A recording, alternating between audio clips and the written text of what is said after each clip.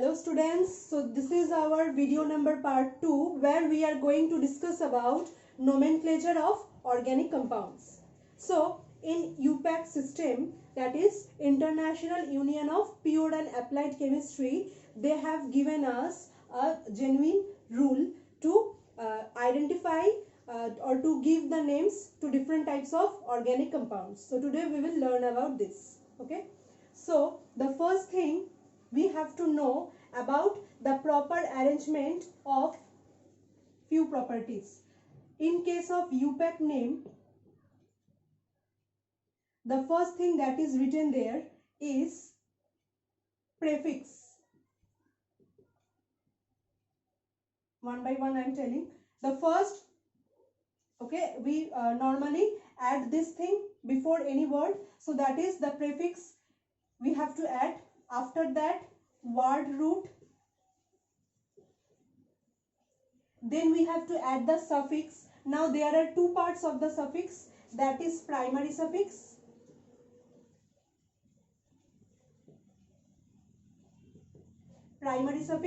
and secondary suffix. Okay. Now one by one we will know that what is prefix, what is suffix, everything. So what is prefix? So there are many groups, okay, such as fluorine, chlorine, nitro, etc. Which types of groups whenever are present in any organic compound, so never this type of groups are regarded as main functional group. This type of groups are never regarded as main functional group, and that's why always they are considered as the side chains or as the branched group. Okay, always they are considered as in the side chain or in the branched group. So if this type of groups are present in any organic compound, so we consider them as the prefix. Okay, so how we could give their names? If fluorine is present, so the name is written as fluoro. If chlorine is present, then the name is written as chloro. If NO2 is present, the name is written as nitro.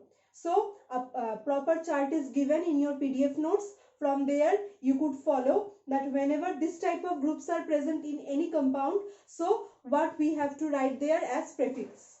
Another thing is that in some cases we could see that more than one functional group is present. Okay, more than one functional group is present. So in that case we have to choose any one functional group as the main functional group. Okay, on which the main name of the UPAC name is given, on which the main part of the UPAC name is UPAC name depends on. Okay, so besides that functional group, the other functional groups, one or two, that functional groups will be considered as their prefix. We will see this type of examples when we will discuss about the example. So the first part is this one. Next one is word root. Okay, word root means actually here we have to count that how many carbons are present in the organic compound. If one carbon is present, then we have to write it as meth. If two carbon is present, then we have to write it as eth. When three carbons are present, then prop.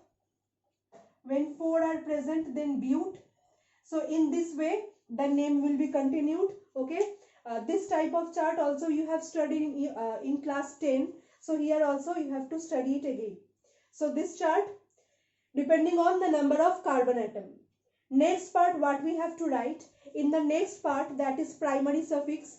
Here we have to check that what type of bonding is present between the carbon atoms. If all are single bonds, then it will be a saturated hydrocarbon, and there we have to add the suffix as N. Okay, when all are single bond. If there are double bonds present, okay, if one double bond is present, then we have to write it as in. minimum one double bond if is present, then we have to write in. Now if two or more double bonds are present, then you have to write. If two are present, then you have to write di-in. If three double bonds are present, then you have to write tri-in, just in this way. Now if one triple bond is present, then you have to write what? Yne, Y-N-E, Y-N-E, yne. Now if two triple bonds are present, then again you have to write di-yne. If three are present, then tri-yne. So in this way, so the primary suffix determines the nature of the bonds between the carbon atoms. Now what is the secondary suffix? So just here we have discussed that in some cases two functional groups are present. Okay, if this type of functional groups are present, just like fluorine, chlorine, nitro, fluoro, chloro, bromo, nitro, so this will be considered only as prefix. And some functional groups are there, just like COOH, that is of carboxylic acid, OH, okay, then CHO. So this type of functional groups are always considered as the main functional group, and the suffix should be and the suffix will follow the name of this type of functional groups. So what are the names of this type of functional group? So I am now erasing this part. Suppose if COOH is present in any compound, so we have to give priority to COOH group, and normally it is known as carboxylic acid, but in case of suffix you have to add here oic acid. Okay, now here if OH is present, then you have to add the suffix as ol. If CHO group is present, then you have to add here L. Okay, so by this way we could write the name of the suffix, okay, the secondary suffix. And if more than one functional group is present, then we have to first consider that which is the main functional group. We have to give it more priority, and we have to give the UPAC name according to it. Okay, and that should be considered as the secondary suffix. That main functional group should be considered as the secondary suffix, and the name will be given by following the functional group. And the other functional groups that are present there, that would be considered as side chains or substituents, and that would be placed in the place of prefix. Okay, so next thing that we are going to discuss here is, so how we could choose, or how do we know that which one is the main functional group and which one is the secondary functional group? How we could consider this, or how we could determine this? So for this there is a perfect order. So the order is just like this. First one is amine salt. Amine salt means if any organic compound containing NH2 is present, then it should be prioritized first. Then you have to give priority to carboxylic acid. Carboxylic acid, that is COOH. After that, sulfonic acid. Sulfonic acid means SO3H. Okay. In the third place there is sulfonic acid. After that, acid anhydride.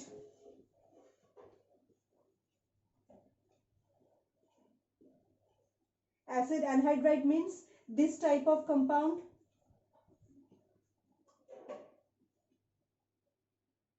If this type of linking is present in any compound, okay. After that, ester.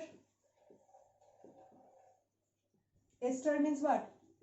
COO, where on both sides there will be the presence of two alkyl groups. After that, acid chloride.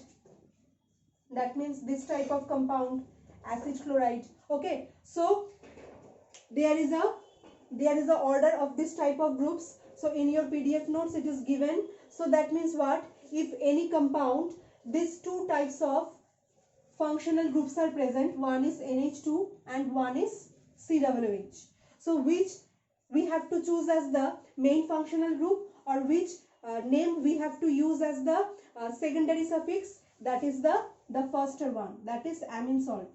Okay, so we have to choose NH2 before the COOH, and then the COOH group will be considered as the prefix, and this will be considered as the secondary suffix. If any compound these two groups are present, then COOH group shows here the first priority. So you have to write the name of secondary suffix by using oic acid, and this will go into the prefix zone. Okay, so by this way we could determine that which one is having the main priority and which one is having the secondary priority, which one we have to write as secondary suffix and which one we have to write in the prefix.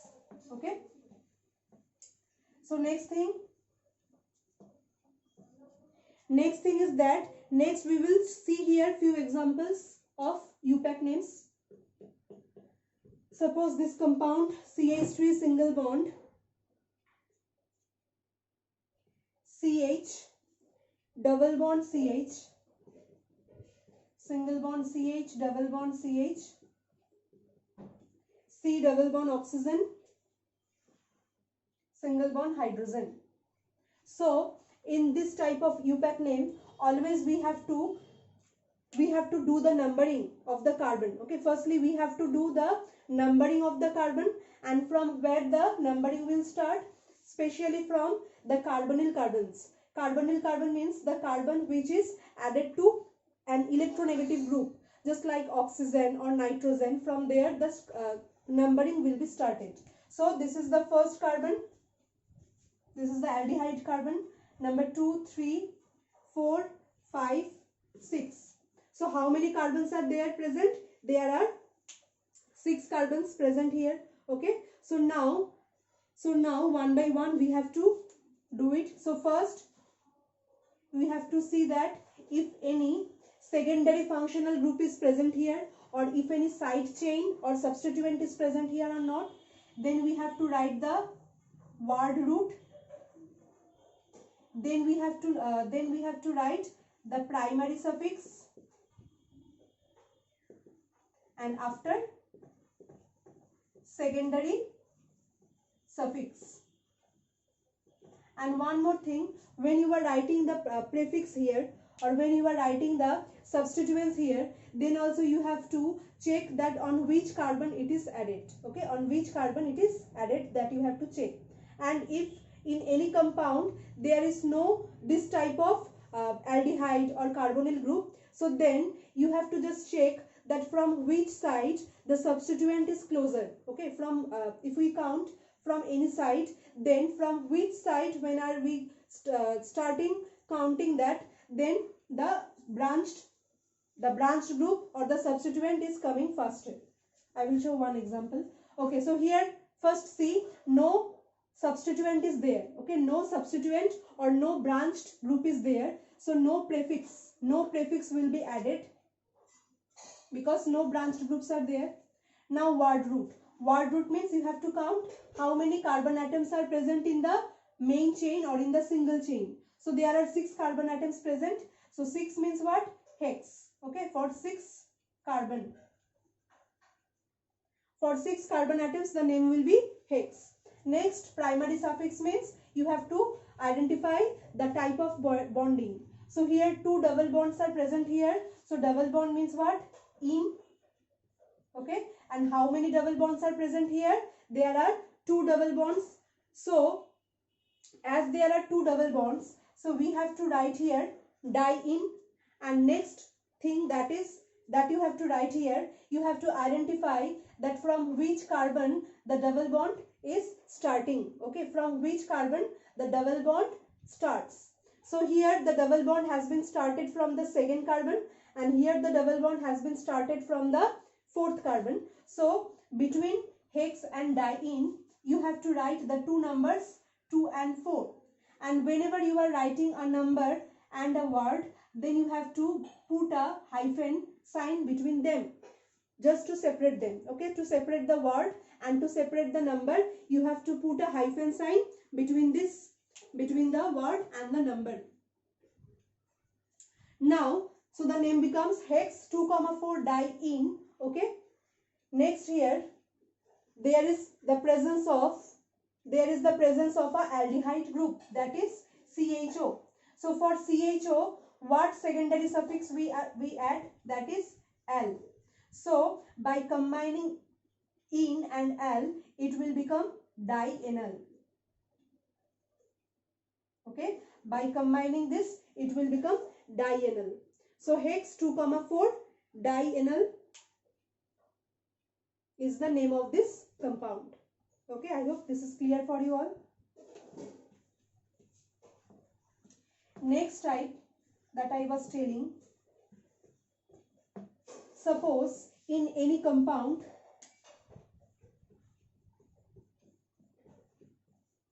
suppose there are 5 carbon atoms present. Okay, now in these 5 carbon atoms, suppose there is present a chlorine or whatever, any type of substituent you can write. Okay, so now from where the numbering will be started, we can start numbering from here, that is 1 2 3 4 5 6, and we can start numbering from here also 1 2 3 4 5 6. But when we are starting numbering from here, then the branched group is coming with the second carbon, and when we are starting the counting from here, then the branched group is coming with the 1 2 3 4 5.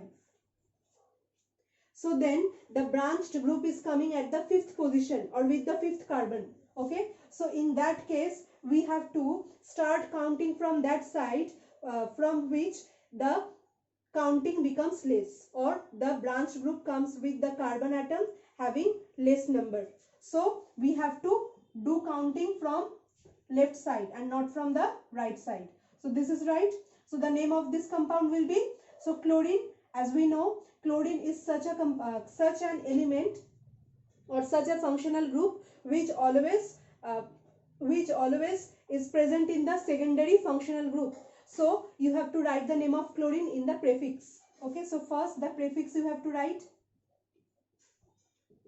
So here chlorine is present, so you have to write chloro, and on which carbon atom it is present? On the second carbon it is present, so you have to write 2 before chloro. And just to separate the word with the number, you have to put a hyphen between them. So 2 chloro. After that, how many carbons are present here? 1 2 3 4 5 6. 6 carbon present, so means hexane. Okay, hexane. Now suppose if one double bond is present here, normally it was hexane. In the second case, suppose one double bond is present here and all the thing is same. Okay, so as one double bond is present here, so here we have to start the counting from that side where the double bond is closest. Okay, so if we start from here, the double bond comes on which carbon? 1 2 3 4. From the left side, the double bond is coming with the 4th carbon. Only that carbon we have to give number from which the double bond is started. And from this side, if we start counting, then the carbon 1 2, it comes with the second carbon. Okay, so when this 2 type of thing is present, one is chlorine, another one is double bond, then we have to give more priority to the double bond. So the counting will start from this side. So here the name will change, the numbering will change actually. So now again it has become 3 4 5. Now you have to write it as 5. So 5 chloro. After that everything is same. So hex. Then you have to mention that on which carbon the double bond is present. So hex 2-ene. Okay, 5 chloro hex 2-ene. So by this way, many examples are there. Okay, I have shown many examples in your PDF notes. So from there, you could follow this properly. Okay. So there I have also given few examples, and one more thing that I should tell now. If there are two type of bonds present together, one is double bond, one is triple bond, then from where or which bond we should give more priority? That is the double bond. Okay, double bond should be given more priority. So we could start counting from here as well as from here, but as double bond is having more priority, it is having more priority, so we should start numbering from here. So what will be the name? The name will be, as no side chains are there, no side chains are there, so the name will be hex hyphen double bond is present at second position, so 2 in, after that 4 ein. Okay, at the fourth carbon the triple bond is present, and at the second carbon double bond is present. So you have to write the name in this way. So the second thing that I want to show you, just okay, so just this way, if two or more functional groups are present, okay, many examples I have given in your PDF notes. From there you could check that if two functional groups are present, then which one is the main functional group and which one is the secondary functional group, and depending on this you have to choose which one to be written in the prefix part and which one to be written in the secondary suffix part. Okay, so our class ends here today. So in our next class we will go with the next part of this chapter. Thank you everyone.